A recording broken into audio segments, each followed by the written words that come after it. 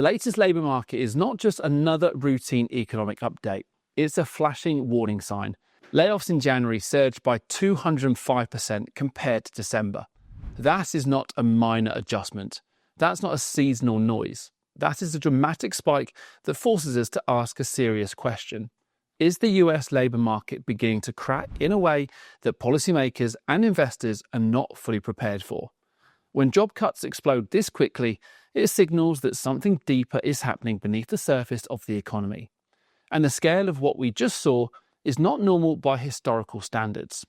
Fox Business reported, US employers announced job cuts surged in the month of January and hit the highest level since 2009, a new report shows. Global outplacement and executive coaching firm Challenger Gray & Christmas found that employers announced 108,435 job cuts in January, which is an increase from the 49,795 cuts announced in the same month last year. That comparison alone should get your attention. We're not talking about a mild year-over-year increase. We're talking about more than double the number of layoffs compared to January of last year. When you move from under 50,000 to over 108,000 in a single year for the same month, that is a serious deterioration in labour conditions. It gets worse when you look at the month-to-month jump. Fox Business reported, job cuts increased 205% from December when there were 35,553 layoffs announced. A 205% increase in 1 month is not business as usual. December recorded just over 35,000 layoffs. 1 month later, that number more than tripled. When companies pivot that sharply from month to month, it suggests that decisions were made quickly, aggressively, and with caution about the economic outlook ahead. Corporations do not slash tens of thousands of jobs unless they see storm clouds forming. This January also marked the highest level of layoffs for the month since 2009. That is a year most Americans remember very clearly. 2009 was the aftermath of the financial crisis. It was a period defined by collapsing banks, falling home prices, and unemployment soaring into double digits. To see January 2026 post the worst January layoff total since that era should not be dismissed as coincidence. It should be treated as a signal. It tells us that employers are not confident about where the economy is headed. Fox Business reported, this January saw the most layoffs for the month since 2009, where 241,749 cuts were announced. It was also the highest monthly total since October 2025, when there were 153,074 layoffs. That line is critical. Not only is this the worst January since the financial crisis era, it is also one of the highest monthly totals in recent memory. That means this is not an isolated incident. Layoffs were already elevated just a few months ago in October 2025. Now we are seeing another surge. This pattern suggests persistence rather than a one-time shock. When we break down where these cuts are coming from, the picture becomes even more concerning. The transportation sector led the way in January with over 31,000 job cuts. The majority of those came from UPS, which announced 30,000 layoffs as part of a strategic shift in how it handles shipments from Amazon. That is a massive number concentrated in one company. When a logistics giant like UPS reduces its workforce at that scale, it reflects not just internal restructuring, but broader adjustments in demand and cost management.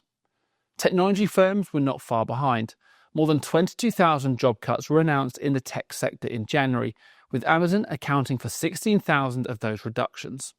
Tech had been viewed as a growth engine for years, fueled by innovation, cloud computing, and now artificial intelligence.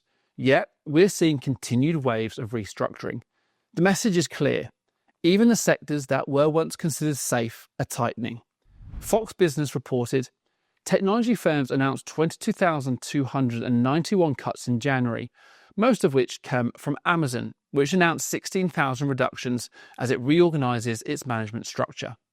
CEO Andy Jassy, like many CEOs recently, has said AI will cost jobs in the coming years, but this cut appears to be due more to overhiring and reducing layers than to the new technology, Challenger noted. This matters because it touches on two critical themes. First, the scale of reductions. Second, the ongoing uncertainty about the role artificial intelligence is playing in workforce decisions. Whether AI is directly responsible or not, executives are clearly thinking differently about headcount, efficiency, and automation. Healthcare was another major contributor, with more than 17,000 job cuts announced. That is particularly troubling because healthcare is often considered a defensive sector. People still need medical services regardless of economic conditions. When hospitals and health systems begin cutting jobs, it suggests that cost pressures are mounting in areas once seen as stable. Inflation, reimbursement pressures, and labour expenses are forcing even essential service providers to make difficult cuts. Chemical manufacturers also announced thousands of job reductions, with Dow highlighting an AI and automation as part of its strategy. This reinforces a broader trend. Companies across industries are reevaluating labour needs in the context of automation, efficiency, and long-term margin protection. Even if AI is not the sole driver, it is part of the conversation in boardrooms across the country. Another key piece of this report is the reasoning companies are giving for these layoffs. The largest category cited was contract loss, following closely by market and economic conditions. That tells you this is not just internal restructuring for growth, it reflects external demand weakness and broader economic pressures. When companies lose contracts or anticipate weaker demand, labour becomes one of the fastest levers they can pull to control costs. At the same time layoffs are surging, hiring plans are collapsing. The report found that employers announced just over 5,300 hiring plans in January. That is the lowest January total since tracking began in 2009. That detail cannot be overlooked. If layoffs are rising, but hiring plans are also shrinking, the labour market is not simply reshuffling workers from one sector to another, it is slowing overall. This is how a jobs recession begins. It does not start with an official announcement. It begins with incremental shifts. Layoffs increase, hiring slows, companies grow cautious, and job seekers take longer to find work. Over time, that cooling becomes visible in unemployment data, wage growth slows, and consumer spending weakens. Employment is the backbone of consumer demand in the US economy. If the labour market weakens meaningfully, it will impact everything from housing to retail to small business revenue. For the Trump administration, this is particularly concerning because the strength of the labour market has been one of the most central pillars of its economic narrative. A strong jobs market underpins confidence, market performance, and voter sentiment. When unemployment is low and paychecks are steady, it reinforces the message that economic policies are working. But when layoffs accelerate at this scale and hiring plans hit multi-year lows, it introduces doubt. It shifts the conversation from growth and opportunity to stability and risk management. That is not a small political shift. It changes headlines, investor expectations, and public perception. A weakening labour market also complicates policy decisions. If job losses continue rising, pressure builds for stimulus measures, tax adjustments, or interest rate support. Yet any move must be weighed against inflation risks and fiscal constraints.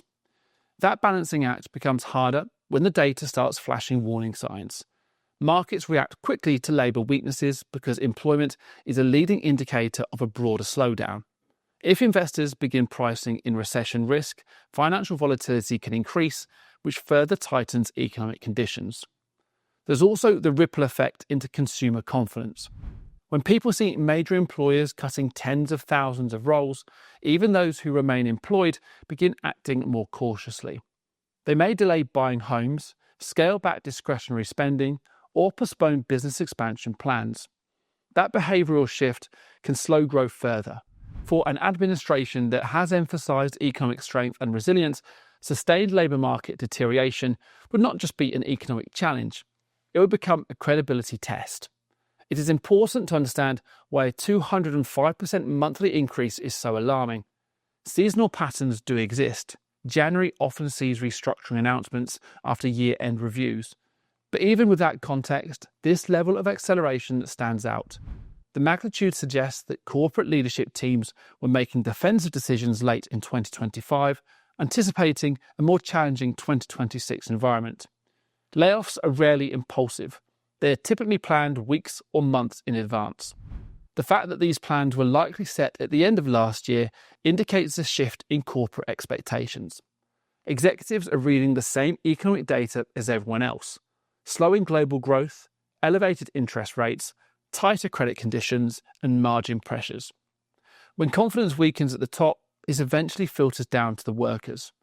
Another factor to consider is the ripple effect. When a company like UPS cuts 30,000 jobs, the impact does not stop with those employees. It affects local communities, suppliers, contractors, and consumer spending patterns. If enough large employers make similar decisions, the cumulative effect can be significant. Layoffs create caution. Caution reduces spending. Reduced spending feeds back into lower revenue for businesses, which can trigger further cost cutting. This is why the phrase, "this is not normal," matters. Healthy labour markets do not experience triple-digit percentage increases in layoffs month to month without consequences.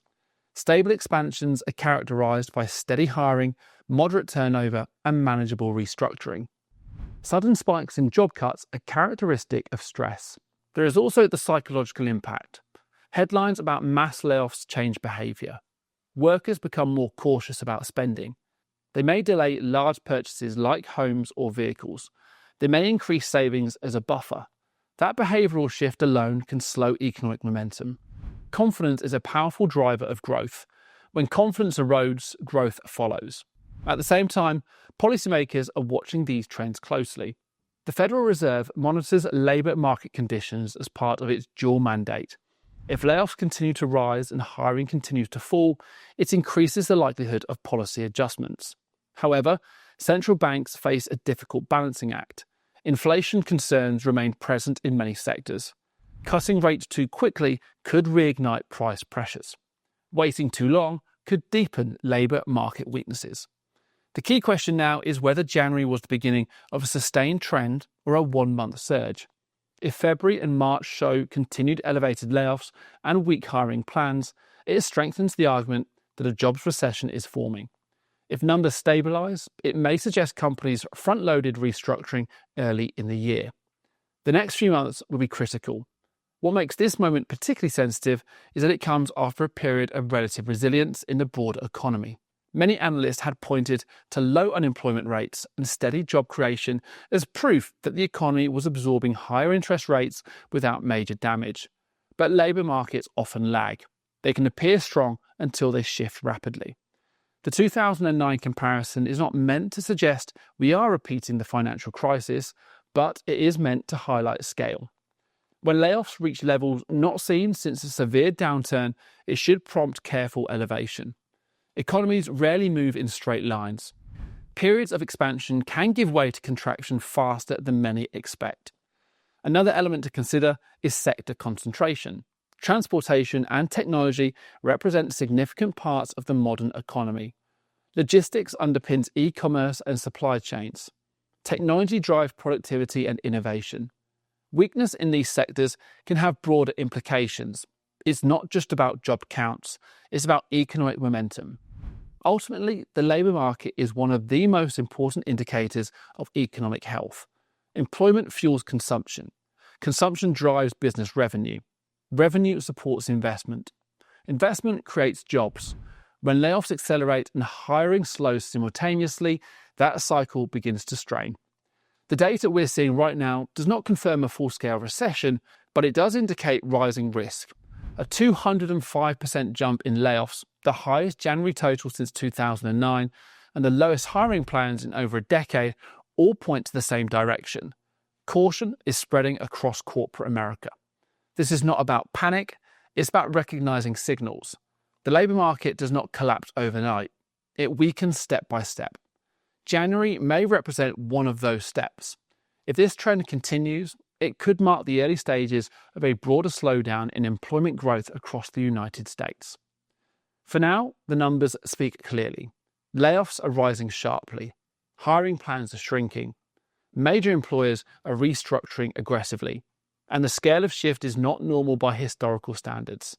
The coming months will determine whether this was a temporary spike or the beginning of something more serious. But ignoring a 205% surge in layoffs would be